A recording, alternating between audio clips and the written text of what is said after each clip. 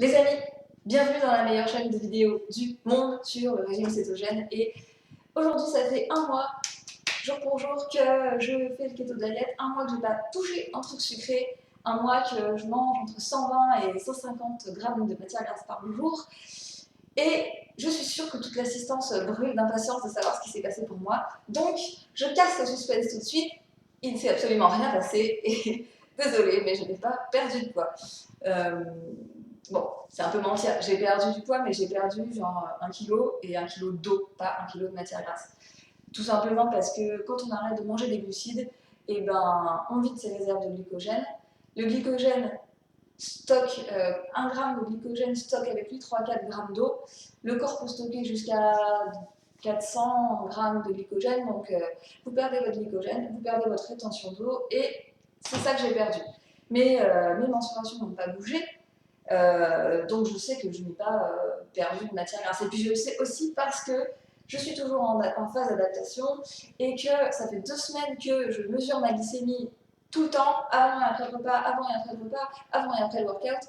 Et je sais que ma glycémie n'est pas stable parce qu'elle oscille entre 74 et 88. C'est pas un écart énorme, mais c'est bien assez pour montrer qu'il y a du sucre dans le sang. S'il y a du sucre dans le sang en concurrence avec des cétones, le corps va toujours choisir le sucre. Donc, ça signifie que mon corps n'utilise pas les cétones que je me tue à lui fournir depuis 3 semaines. Donc, forcément, je suis toujours en phase d'adaptation, j'ai toujours des nausées, moins fortes qu'il y a 1 ou 2 semaines, mais enfin, j'en ai toujours. J'ai des gros coups de fatigue vers 14-15 heures avec une envie affolante de faire des siestes, et ça, c'est pas normal, et c'est surtout le signe que la glycémie n'est pas du tout stable.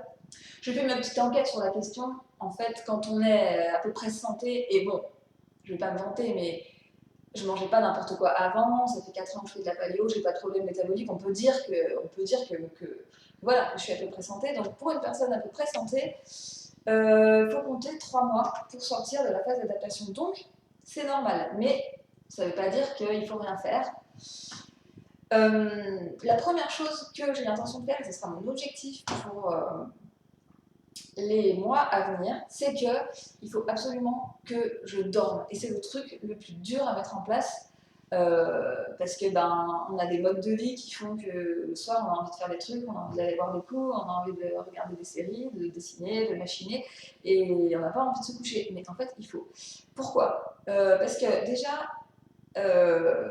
en phase d'adaptation, les organes se détoxinent et ça se fait la nuit. Ensuite, moi j'ai remarqué que les jours où je manque de sommeil, le lendemain, enfin les lendemains des nuits où j'ai mal dormi, j'ai une glycémie qui est encore plus déréglée que les jours où je suis reposée. Donc clairement, plus je suis fatiguée, plus mon corps produit de cortisol, plus ma glycémie est déréglée. Et donc, je ne peux pas transitionner vers un état de cétose, ce n'est pas possible. Dans l'idéal, et je l'ai déjà dit, il faudrait aller se coucher vers 9h, 9h30.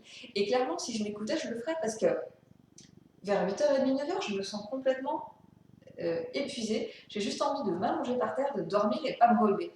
Et je ne l'ai pas fait jusqu'à présent parce que c'est, comme je dis, c'est vraiment super dur de casser les habitudes qu'on a. Mais ça va être mon objectif. Parce que justement, ça a un très très fort impact sur la régulation du sucre. Et la deuxième chose que je vais faire, c'est des choix qualitatifs sur les matières grasses que je consomme. Je vais augmenter mes matières grasses. Là, j'étais plutôt au max à 150. Là, je vais essayer de passer au-dessus, de passer vers les 200. Parce que c'est la meilleure façon de transitionner en état de cétose. C'est une façon de dire au cerveau, il n'y a pas d'inquiétude à avoir, il n'y a pas de panique, il y a de la nourriture, il y a tout ce qu'il faut, on se calme, et maintenant, on déstocke des graisses. Donc, je vais essayer de faire ça, et je vais arrêter de me bourrer de fromage et de produits laitiers. Les produits laitiers, c'est clair, c'est non, c'est fini. Déjà, il y a trop de sucre dedans, et puis ça ne me convient pas. Et le fromage, il y a quand même de fortes chances que la protéine qui est dans le fromage, je ne parle pas du lactose, hein, je parle bien de la protéine, soit un fort allergène. L'allergène, ça produit de l'inflammation dans le corps, et l'inflammation, ça bloque le passage en cétose. C'est sûr, s'il y a de l'inflammation, il n'y a pas de cétose. Du coup, ça me fait un peu chier parce que j'adore le fromage, c'était une option facile, pratique, c'était tout ce qu'on veut. Mais si il faut en passer par là pour passer en cétose, il n'y a pas de souci, je le ferai. Enfin, je veux dire, je suis pas là pour. Enfin, si je voulais choisir la facilité, clairement, je n'aurais pas choisi le régime cétogène. Et puis, de toute façon, je suis vraiment persuadée que ce truc, ça va me permettre d'accéder à un niveau de santé vraiment supérieur à celui que j'ai là. Et ça va me permettre d'accéder à des ressources que je n'avais pas avant. Et j'en suis vraiment convaincue. Et ok, c'est un sacrifice, mais vraiment, je suis contente de le faire. Je suis contente de le faire. Et puis, là, j'ai parlé des choses qui n'allaient pas, mais je dois quand même dire que je suis toujours aussi refaite. Ça fait un mois que j'ai pas mangé un truc sucré, mais que c'est juste pas compliqué et facile. Et j'ai l'impression que j'ai rêvé de ça toute ma vie et de pas galérer comme ça avec le sucre. Et là, ça m'arrive et je suis vraiment contente des changements que je suis en train de mettre en place. Pour l'instant, j'ai pas vraiment de résultats, mais je sens qu'il y a des choses qui sont en train de changer et pour le mieux.